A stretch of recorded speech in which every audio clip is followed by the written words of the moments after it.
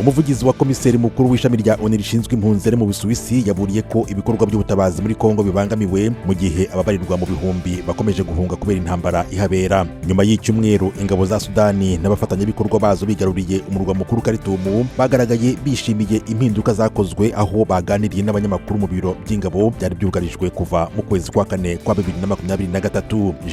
Gihe washinze itsinda ry'ubushakashatsi mu bihugu byo mu burengerazuba bwa Afurika ari muri Senegal yavuze ko kuba ibihugu bya Mali, Burkina Faso na Niger byarivanye mu muryango wa CEDEAO ari ibintu bifatwa nk'igikomere. Muri Benin abizera iby'imihango gakondo yaho barayifashisha mu rwego rwo kurinda ibidukikije bibangamiwe, aho amashyamba ari gucika ndetse hagakorwa n'uburobyi butemewe. Mu ijoro ryakeye muri Maroc habaye tombora y'uko amakipe azahatanira igikombe cya Afurika cy'ibihugu. Cote d'Ivoire ubu ifite iki gikombe izaba ishaka kukigumana nk'uko Misiri yabikoze muri 2008.